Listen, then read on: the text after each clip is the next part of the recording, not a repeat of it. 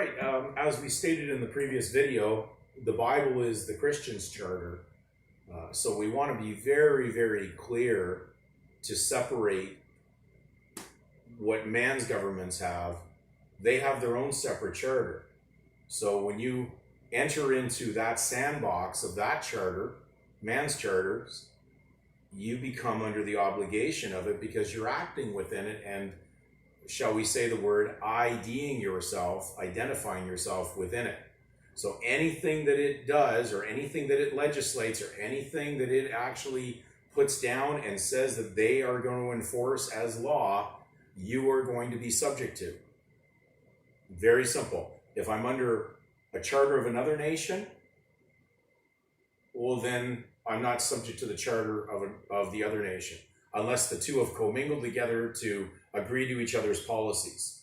In the sense of God, God does not agree with man. He allows him to exist with his governments, but his rules are in here.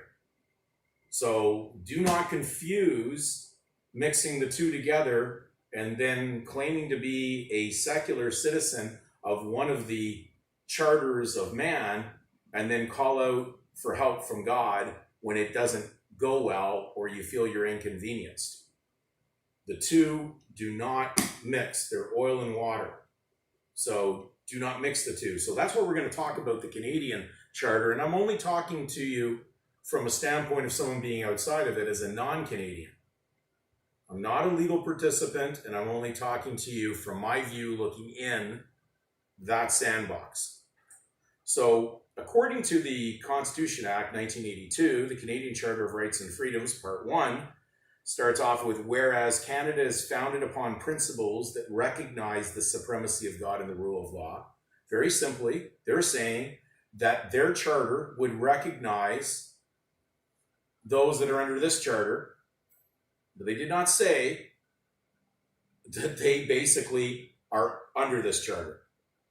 They're just saying that they would recognize it, and so it's up to you to comprehend that.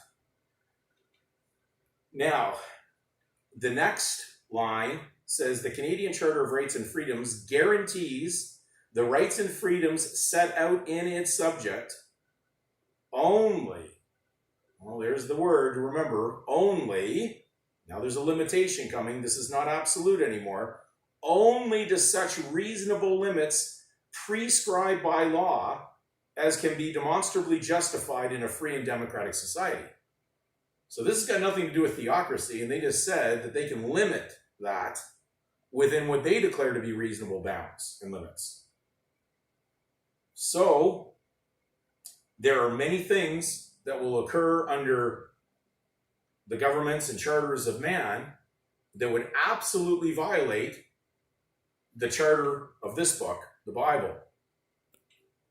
You absolutely are violating every one of the 10 commandments as a democratic or a participant as a legal citizen by consent in any one of the various governments of man.